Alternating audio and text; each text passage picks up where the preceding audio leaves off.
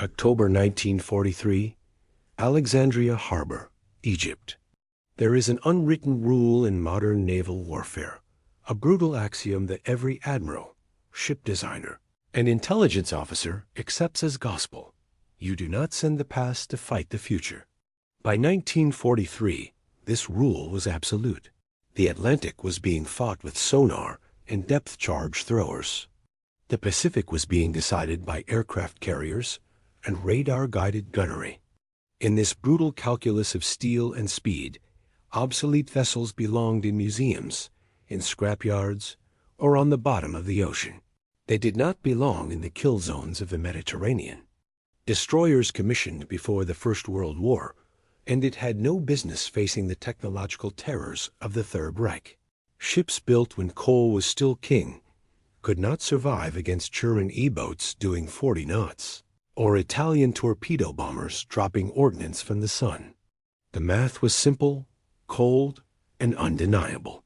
Old boilers meant slow speeds and thick black smoke that marked you as a target for miles. Thin, riveted hulls meant that a single near miss could snap the keel like a dry twig. Ancient, optical fire control systems meant you were guessing ranges while the enemy was using mathematics. The Royal Navy knew it. The Kriegsmarine knew it. The Regia Marina knew it. And yet, docked in the sweltering heat of Alexandria, amidst the sleek gray shapes of modern British cruisers and American Liberty ships, lay the remnants of the Royal Hellenic Navy. When Greece fell to the Nazi invasion in April 1941, the world had written the Greek fleet off entirely. They were considered a tragic footnote. What had escaped the German Stukas dive-bombing Piraeus was a ragtag collection of aging destroyers, torpedo boats, and submarines that looked like they had sailed out of a history book. The Axis commanders called them floating scrap metal. The British liaison officers, in the polite confines of the officers' mess in Cairo, referred to them as liabilities. They suggested, quietly but firmly, that the Greek crews would be better employed if the ships were paid off and the men transferred to serve as auxiliary crew on modern British vessels. But they didn't understand the Greeks, and they didn't understand the ship named RHN Adrias. To look at the Adrias was to look back in time.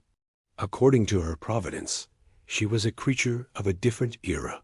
While the modern war was being fought with welded steel and electronics, the Adrias was a mass of rivets and brass. She was a destroyer of the wild beast lineage, a ship that had been conceived when the British Empire was at its zenith and the Kaiser was the enemy. She displaced just over 1,000 tons. She was narrow, cramped, and noisy. When she was launched, decades prior, she might have been a greyhound of the ocean, capable of 33 knots. But in 1943, she was an old lady. Her boilers wheezed. Her steam pipes leaked. Her hull plates showed the stress fractures of 1,000,000 nautical miles.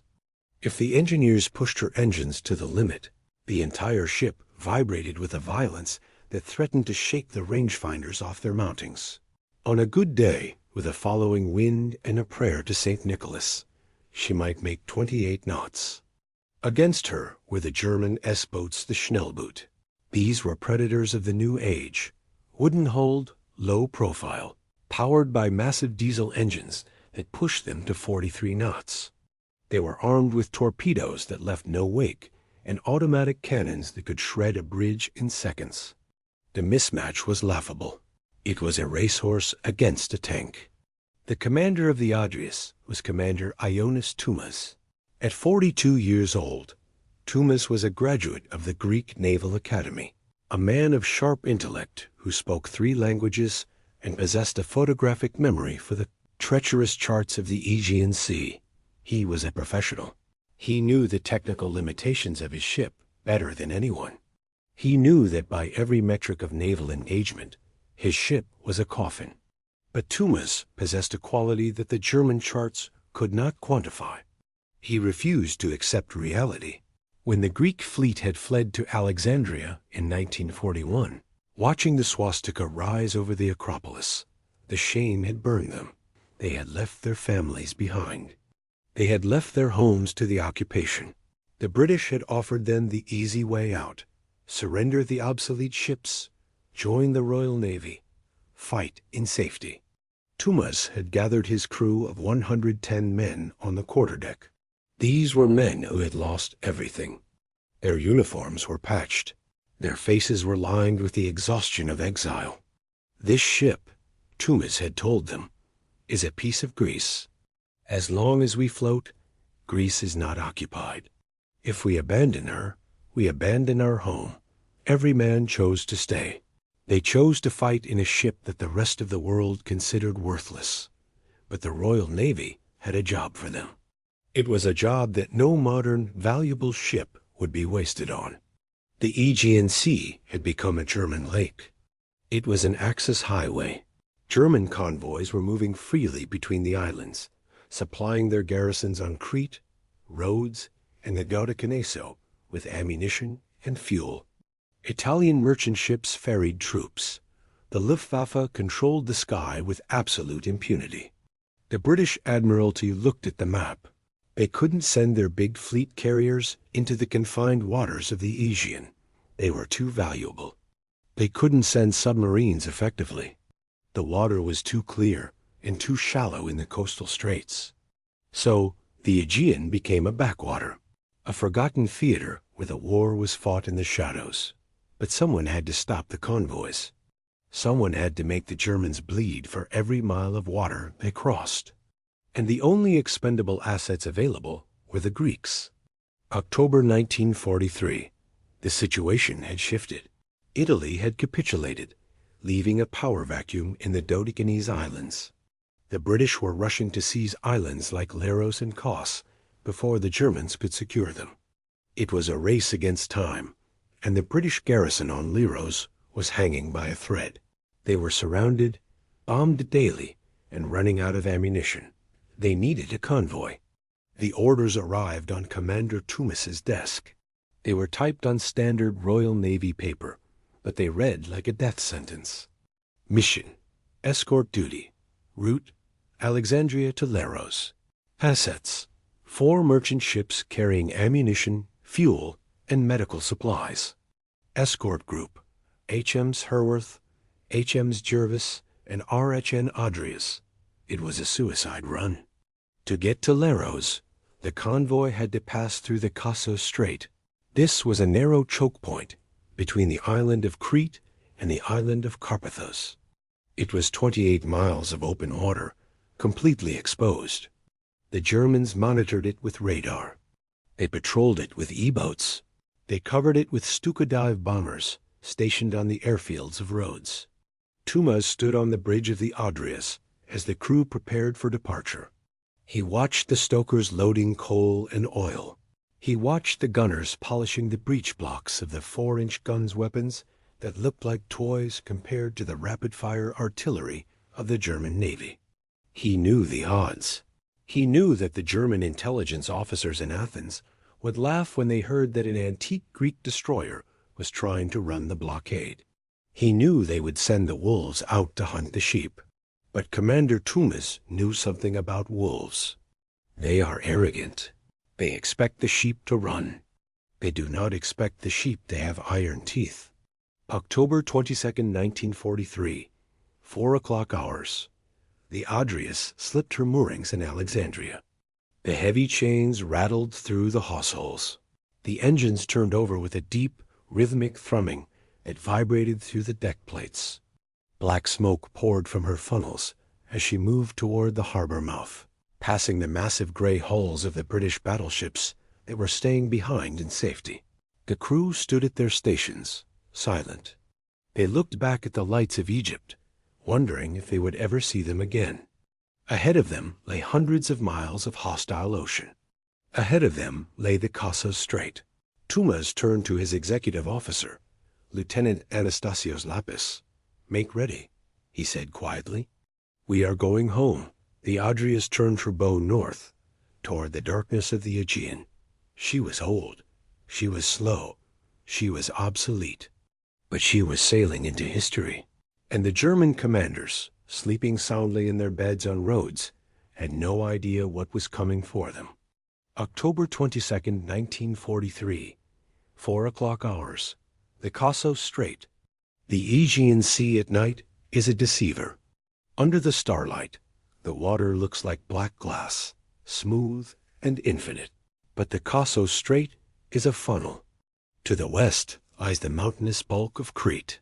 To the east, the island of Cassos. The distance between them is barely 28 miles. For a convoy trying to slip through unnoticed, it is not a sea lane. It is a cage. The R.H. Nadrius was leading the formation. Behind her, the 4 merchant ships wallowed low in the water, heavy with ammunition and fuel, their engines throbbing with a slow, rhythmic beat that felt dangerously loud in the silence. Bringing up the rear was the British destroyer HMS Herworth. On the bridge of the Adrias, the tension was physical. It tasted like copper and salt. Commander Tumas stood by the binnacle, his eyes scanning the dark horizon. He wasn't looking for the open sea. He was looking for the shadows of the islands where the predators hid. The ship was running at 24 knots, not her maximum, but close to the red line for her aging boilers. Down in the engine room, the chief engineer was performing a symphony of maintenance, tweaking valves and watching pressure gauges that danced dangerously close to the failure point. The ship was vibrating, a constant metallic shudder that traveled up through the deck plates and into the bones of the crew. At 4:47 hours, the silence broke. The radar operator's voice came up the voice pipe, tight and urgent. Contact. Bearing green 45. Range 12,000 yards. Multiple targets. Fast movers. Tumas raised his binoculars. He didn't need the radar to tell him what they were. Small, fast, closing at over 40 knots. S-boats. The British called them E-boats, enemy boats. But the Germans called them Schnellboot fast boat. They were the sharks of the narrow seas. Low-slung, powered by massive Daimler-Benz diesel engines, heavily armed with torpedoes and cannon. They were designed to sprint in, unleash their torpedoes at slow merchant ships, and vanish into the darkness before the escorts could react. Standard Royal Navy doctrine for an escort destroyer in this situation is clear. Place yourself between the enemy and the convoy. Turn broadside, lay a smoke screen.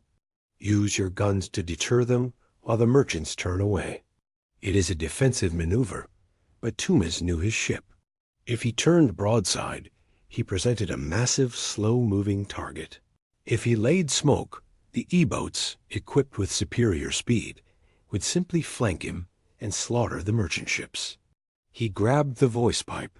He made a decision that violated every textbook in the Naval Academy. All engines ahead full. Hard a starboard. Steer course 045. The helmsman hesitated for a fraction of a second. 045 was not away from the enemy. It was directly at them. Steer 045, sir, the helmsman repeated, spinning the wheel. The Adrias leaned into the turn. The ancient hull groaned as the rudder bit into the water. In the engine room, the telegraph rang. Full ahead, the stokers threw open the valves. The fires in the boilers roared. Black smoke erupted from the funnels, blotting out the stars. The old destroyer charged. Imagine the scene from the bridge of the German-led E-boat. The commander is expecting the British convoy to scatter. He is expecting the escorts to turn defensive. Instead, out of the darkness, 1,000 tons of Greek steel is rushing straight at him, bow wave foaming, black smoke pouring from her stacks like a demon. It was a game of chicken. A 40-knot wooden boat against a 28-knot steel ram. Range, 8,000 yards. The forward gun crews on the Adrias were working frantically. The 4-inch guns were not automated. There was no computer to calculate the lead on a target moving at 40 knots. It was all manual. The layers cranked the heavy iron wheels, sweating in the cool night air. Open fire. The forward mount roared. The muzzle flash blinded the bridge crew for a second. The shell screamed through the night and splashed into the sea 300 yards short of the German boats. A geyser of white water erupted. The Germans reacted. They realized this wasn't a standard escort. This was a madman. The lead E-boat turned sharply to port, exposing its flank to launch torpedoes. Torpedoes in the water, starboard bow. Tumas saw the white wakes, two phosphorescent streaks cutting through the black water, aiming for where the Ardrias would be in 20 seconds. Hard a port, emergency power, the Ardrias didn't turn. She lurched. The sheer violence of the maneuver threw men off their feet. The crockery in the galley smashed. The ship heeled over 20 degrees, the rail dipping toward the rushing water. The first torpedo passed down the starboard side, missing the hull by less than 50 yards. The sound of its propeller was audible through the steel plating, a high-pitched whine of death passing by. The second torpedo crossed the wake. They were alive. But now they were in a knife fight. Range, 4,000 yards. The Ardrias righted herself and kept coming. Tumas ordered rapid fire. The gunners found their rhythm. Load, ram, fire, eject. The deck was littered with hot brass casings rolling in the swell. The E-boats opened up with their 20mm cannons. Green and yellow tracer fire arced through the night, hammering the Aegean superstructure. Sparks flew from the funnel. Bullets pinged off the gun shields. But the Greek fire was getting closer. The splashes were bracketing the lead German boat. A 4-inch shell is a massive projectile compared to a wooden hull. A near miss can shatter the keel. Suddenly, a shell landed just off the stern of the second E-boat. The explosion lifted the German craft out of the water. It slammed back down, its engine stuttering. Smoke began to pour from its engine bay. The German commander had had enough. The element of surprise was gone. The sheep had turned out to be a wolf. The E-boats popped smoke and turned tail, accelerating away into the shadows of Carpathos at speeds the Ardrias could never hope to match. Tumas didn't chase them. He couldn't. He turned back to the convoy. "Resume station," he ordered. His voice was calm, but his hand gripped the rail so hard his knuckles were white. They had survived the night. But the sun was coming up. 5 hours. Dawn. Daylight in the Aegean is beautiful. The sky turns a pale violet, then a burning gold. But for a ship in 1943, daylight meant death. It meant the Luftwaffe could see. The radar picked them up first. Aircraft. Bearing 280. Multiple contacts. They came out of the sun, diving steep. Junkers Ru 88s. Medium bombers. The convoy was exposed. The merchant ships were slow, plotting targets. The Ardrias and the Herworth moved to cover them, their anti-aircraft guns swinging skyward. This was the Aegean's greatest weakness. Her main guns were designed for surface targets. Her anti-aircraft battery consisted of a few Bofors and Oerlikon cannons weapons that relied entirely on the skill of the gunner. The first stick of bombs fell. The sound of a bomb falling is a unique, tearing shriek. Tumas stood on the open wing of the bridge. He didn't duck. He watched the bombs to judge the drift. Starboard 15. He shouted. The ship chinked. 3 massive columns of water rose alongside the ship. The shock waves slapped the hull like a giant hand. The Ardrias shuddered violently. Rivets popped in the forward mess deck. Dust and rust were shaken from the overheads, coating the crew in a red powder. The Ru 88s circled for another pass. They ignored the merchant ships.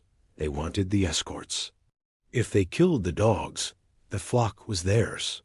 For 30 minutes, it was a dance of death. The Ardrias twisted and turned, tracing figure eights in the water. The gunners fired until the barrels of the Oerlikons glowed cherry red and had to be cooled with buckets of seawater. A bomb landed just off the bow. The explosion lifted the front of the ship out of the water. The blast wave smashed the bridge windows, showering Tumas and his officers with glass. Damage report. Hull plating cracked in frames 10 through 15, taking water in the forward chain locker. Casualty in the aft gun mount, but the engines were still turning. The guns were still firing. And then, miraculously, the sky cleared. The German bombers, low on fuel or out of ordnance, turned north toward Rhodes. They had dropped tons of high explosives. They had strafed the decks, but they hadn't sunk the floating museum. As the smoke cleared, Tumas looked aft. The convoy was intact. The 4 merchant ships were steaming steadily toward Leros. The Adrias had drawn the fire, taken the beating, and kept the mission alive. The crew was exhausted. Their faces were black with soot and cordite. The deck was slippery with oil and spent casings. But they were grinning. They had beaten the E-boats. They had beaten the Luftwaffe. They were close to Leros now. Just a few more hours. Tumas allowed himself a moment of relief. He thought the worst was behind them. He thought they had run the gauntlet. He was wrong. The E-boats and the planes were the visible threats.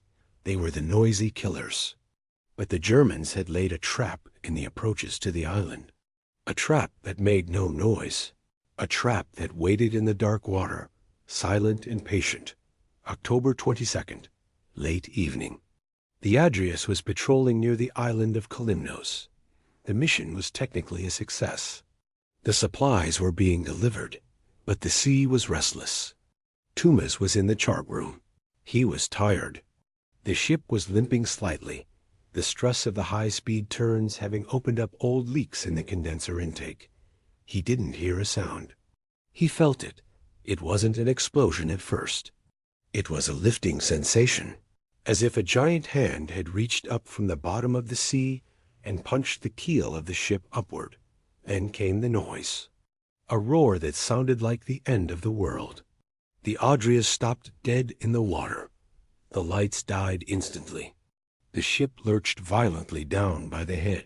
Tumas was thrown across the chart room. He scrambled to his feet, tasting blood. He fought his way out to the open bridge. It was pitch black, illuminated only by the red glow of emergency flares and the sparks of tearing metal. He looked forward, toward the bow of his ship. It was gone.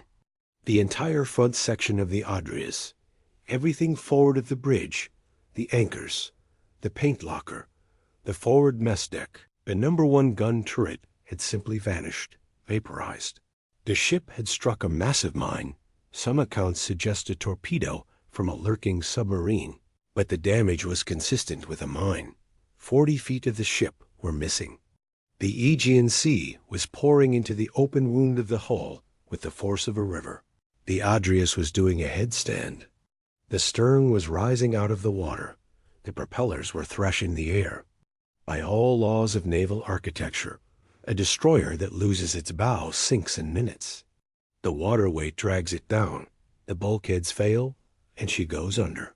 Tumas grabbed the rail to stop himself from sliding into the sea. He screamed the order that would define his legacy. Damage control. Shore up the bulkheads. Full astern. Do not abandon ship. The battle with the E-boats had been courage. The battle with the bombers had been skill. But what happened next would be a miracle. October 23rd, 1943. 2:35 hours. The Aegean Sea, 40 miles from Leros. The silence that follows a catastrophic explosion is the loudest noise in the world. For 3 seconds, there was nothing but the sound of falling water and the hiss of steam escaping from severed pipes. On the bridge of the Adrias, Commander Tumas pulled himself up from the wet deck. Blood was running down his forehead from a gash caused by flying glass. The bridge windows were gone, blown inward, transformed into a glittering dust that coated every surface. He grabbed the twisted railing and looked forward, into the darkness where the bow of his ship used to be. What he saw defied comprehension. His ship ended right there, just forward of the bridge. The anchors, the capstans, the paint locker, the forward crew mess, the number 1 gun turret, all of it was gone. It was as if an angry god had taken a knife and sliced off the first 50 feet of the destroyer. In its place was a black, boiling abyss. The sea was not leaking into the hull. It was rushing in like a river. The Adrius, still driven by her forward momentum, was literally scooping the ocean into herself. The severed bow dipped violently downward, dragged down by the weight of tons of water entering the breach. At that moment, the Adrius was a dead ship. The laws of naval physics are unforgiving. You lose the bow, you lose your forward buoyancy. The next bulkhead fails under the hydrodynamic pressure, and the ship capsizes or dives straight to the bottom. Estimated survival time, 4 minutes. But Tumas was not a physicist. He was a Greek sailor, and he had a crew that had decided 2 years ago that they would not surrender. He didn't hesitate. He didn't wait for a damage report. He screamed the order into the voice pipe. Full astern. All engines. Emergency full astern. In the engine room, the engineers didn't ask questions. They could feel the ship tilting unnaturally. They could feel the floor becoming a wall. They threw the throttles back. The valves screamed. The propellers stopped spinning, reversed rotation, and began to bite into the water in the opposite direction. The ship shuddered like a wounded animal. The braking maneuver was brutal. The vibration threatened to tear the remaining hull plates apart. But it worked. The forward momentum died. The scoop stopped digging into the sea. Tumas watched the inclinometer. The ship was down by the head, the stern dangerously high out of the water, the propellers thrashing the surface foam. But she was floating. For now, Lieutenant Anastasios Lapis, the executive officer, appeared on the bridge. He was covered in soot, his uniform torn, but his voice was steady. Damage report, sir. The bow is gone. Forward of frame 12 is missing. The number 1 watertight bulkhead is exposed directly to the sea. It is holding, but it is groaning. If that bulkhead fails, we go down. Casualties ... We estimate 18 men. Missing or dead in the explosion. 23 wounded. Forward magazine is flooded. Tumas nodded. 18 men. They were likely sleeping in the forward mess when the mine or torpedo vaporized the steel around them. There was no time for grief. Counter-flood, Tumas ordered. Flood the aft compartments. It was an insane decision. To save a ship that is sinking because it has taken on too much water, the order was to deliberately take on more water. But it was the only hope. They had to weigh down the stern to lever the shattered stump of the bow out of the waves. The damage control parties raced aft. They opened the sea cocks. Cold Mediterranean water poured into the empty rear compartments. Slowly, painfully, physics responded. The stern settled. The bow, or what was left of it, lifted a few degrees. The pressure on the critical bulkhead eased slightly. The Adrius floated in a precarious balance, like a broken seesaw. The radio operator looked at the commander with wide eyes. Sir, HMS Herworth, the escort destroyer, signals. They ask if we are abandoning ship. They are preparing to pick up survivors. Tumas looked at his ship. No bow. 3 guns left. The blood of his men staining the deck. He knew the logical thing to do was evacuate. Save the lives. Let the old carcass go to the bottom. But then he thought about the flag still flying at the stern. He thought about the E-boats they had chased off. Tell Herworth, Tumas growled, that we are damaged but operational. We are not abandoning. We are continuing to Leros. The operator hesitated. Sir, Leros is 40 miles away. We have no bow. We can barely make 6 knots without the bulkhead collapsing. Then we will make it slowly, Tumas replied. Send the message. Thus began the longest journey of the war, 40 miles. In a modern ship, that is an hour and a half. For the mutilated Adrius, it was an 8-hour eternity. Navigating without a bow means pushing a flat wall of steel through the water. The resistance was immense. Every small wave that hit the exposed bulkhead rang through the ship like a hammer blow. The steel groaned. The crew worked frantically.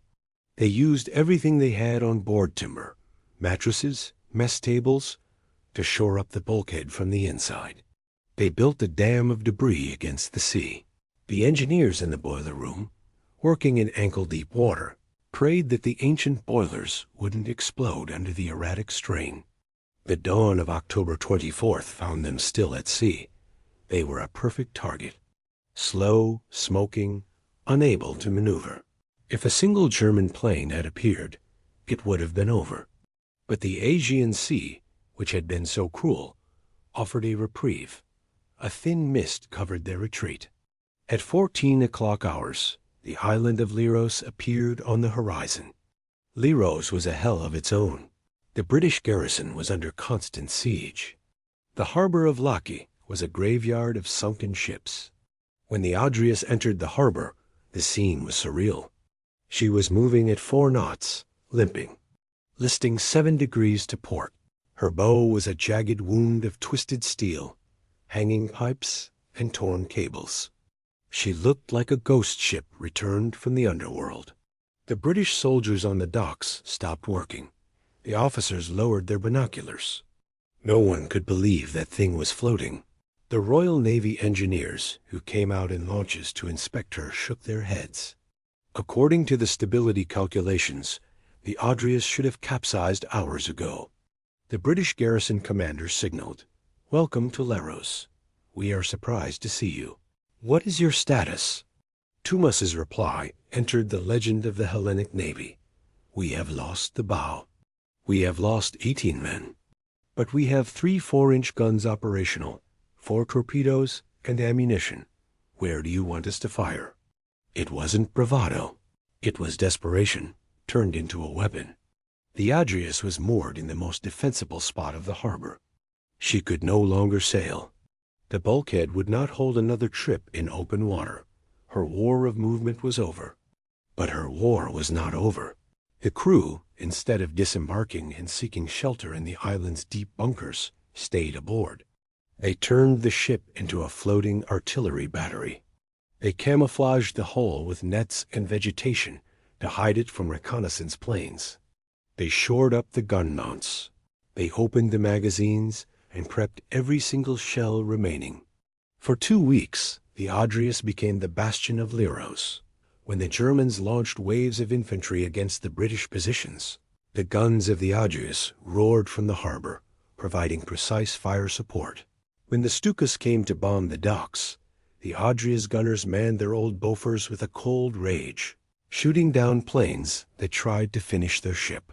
German intelligence reports from November 1943 spoke with frustration of unusually effective and stubborn destroyer fire coming from Laki Harbor. They didn't know they were fighting a wreck. They didn't know they were fighting a ship that had no face, commanded by a man who had decided that the only way he was leaving that ship was dead. But Leros could not hold forever. The Germans were tightening the noose, and the Adrias was about to fire her last shot. November 12, 1943, Leros Harbor. The end of Leros did not come with a whisper. It came with a scream. For weeks, the RHN Adrias had sat in the mud of Laki Harbor, a broken, bowless sentinel. She was no longer a ship in the traditional sense. She was a steel fortress, immobile and defiant. Her engines were cold. Her rudder was locked. But her heart was still beating.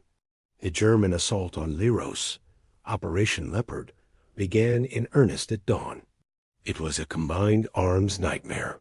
German paratroopers dropped from the sky into the center of the island. Amphibious landing craft raced toward the beaches. Stuka dive bombers hammered the British positions. From the bridge of the Adrias, Commander Tumas watched the island burn. He knew the strategic situation was hopeless. The British garrison was outnumbered and outgunned. The skies belonged to the Luftwaffe. The sea belonged to the Kriegsmarine. But Tumas had a simple order for his men. We fight until the last shell. The Adrias became a magnet for enemy fire. The Germans knew she was there. They could see the muzzle flashes of her 4-inch guns lighting up the harbor. They directed artillery fire from the hills onto the ship. The deck of the Adrias became a slaughterhouse of flying shrapnel, but the Greek gunners didn't flinch. They stripped to their waists, slick with sweat and oil, and fed the guns. They fired at the landing craft, crossing the bay. They fired at the Stukas diving on the town. They fired at infantry columns moving on the ridges. The barrel of the No. 2 gun grew so hot that the paint blistered and peeled. The gun captain wrapped wet rags around his hands to operate the breech. Elevation 20, deflection left. Fire! The ship rocked with every recoil. She was hurting the enemy. German after-action reports would later complain about the heavy naval artillery suppressing their advance. They imagined a cruiser or a battleship. They didn't know they were being pinned down by a destroyer that had already been destroyed. November 16, 1943. The end. By the afternoon of November 16th, the British defenses collapsed. German troops were entering the town of Laki. The sound of small arms fire was getting closer to the harbor. On the Adrias, the magazines were almost empty. They had fired everything. High explosive, armor-piercing, even star shells meant for illumination. They had fired them all at the advancing Germans. Commander Tumas looked at his executive officer, Lieutenant Lapis. They were covered in grime, their eyes red from days of sleepless combat. "Sir," Lapis said quietly, "the Germans are on the pier. We have no rounds left." Tumas looked at his ship. He looked at the jagged scar where the bow used to be. He looked at the Greek flag, tattered and smoke-stained, still flying from the gaff. If they stayed, the Germans would capture the ship. They would lower the Greek flag and raise the swastika. They would patch her up and use her against the Allies. Or worse, they would tow her away as a trophy. Tumas couldn't allow that. The Adrias had fought too hard to become a Nazi prize. "Prepare to scuttle," Tumas ordered. His voice broke, just for a second. "Open the seacocks. Set demolition charges in the turbines. Get the men to the boats. It is the hardest thing a sailor can do, to kill his own ship." The engineers went down into the darkness of the engine room one last time. They opened the valves that kept the sea out. The water rushed in, cold and final. They placed explosives on the turbine casings, the engines that had sprinted 28 knots to charge the E-boats. On deck, the crew gathered. They didn't run. They moved with a solemn funeral dignity. They lowered the lifeboats. They carried the wounded. Tumas was the last man to leave. He stood on the quarterdeck. He touched the steel of the railing. He whispered a few words that were lost to the wind. Then he saluted the flag one last time and stepped onto the launch. They rowed away in silence. Behind them, the Adrias began to settle. She didn't capsize. She didn't roll over. She sank stern first, maintaining her dignity to the end. As the water rose over the deck, the Greek flag remained flying. It was the last thing to vanish beneath the surface of the harbor. The Adrias settled on the shallow bottom, her guns still pointed at the enemy, a steel skeleton guarding the island she had died to defend. The crew of the Adrias was evacuated to Egypt, along with the remnants of the British garrison. They had lost their ship, but they had not lost their war. When they arrived in Alexandria, the British Admiralty offered them a choice again. They could be dispersed. They could be sent to safe jobs. Every single surviving member of the Adrias crew requested assignment to another Greek warship. They were placed on the Pindos, the Canaris, the Miaolis. They took their anger and their experience back to the sea. They fought until the very last day of the war. Commander Ioannis Tumas survived. He returned to a liberated Greece in 1945. He saw his family again. He rose to the rank of admiral and later served in the Greek government. But he never forgot the Adrias. Until his death in 1978, he kept a piece of shrapnel from the bridge in his desk drawer, a reminder of the night they charged the E-boats. Lieutenant Anastasios Lapis became a merchant captain after the war. When he bought his first cargo ship, he didn't name it after his wife or his mother. He named it Adrias. The story of the Adrias is not just about one ship. It is about a judgment the world got wrong. In 1941, the experts looked at the Greek Navy and saw scrap metal. They saw rivets instead of welds. They saw coal dust instead of oil. They saw old men and obsolete guns. But the Germans found out the truth the hard way. Between 1941 and 1944, the 6 worthless Greek destroyers escorted 127 Allied convoys, sank or damaged 23 Axis vessels, rescued over 4,000 Allied soldiers from doomed islands, shot down 12 German aircraft. But their impact went beyond the numbers. They forced the Germans to commit resources they couldn't spare. Every E-boat patrol sent to hunt Greek destroyers was an E-boat that couldn't attack British supply lines in the Channel. Every Stuka squadron tied down in the Aegean was a squadron that couldn't support the Eastern Front against the Russians. The German Naval Command in the Mediterranean actually issued a standing order in late 1943 regarding the Greek destroyers. These vessels are not to be engaged without overwhelming force. Their commanders demonstrate reckless aggression inconsistent with vessel capabilities. Translation: they fight like madmen, and they refuse to die. The wreck of the Adrias lay in the harbor of Leros for years. In 1944, the Germans, desperate for metal, partially salvaged her for scrap. They cut up the guns that had tormented them, but they couldn't remove the memory. Today, pieces of her hull still lie on the bottom of Laki Harbor. Greek Navy divers have placed a memorial plaque at the site underwater. It reads simply, "Here lies the RHN Adrias." She refused to surrender.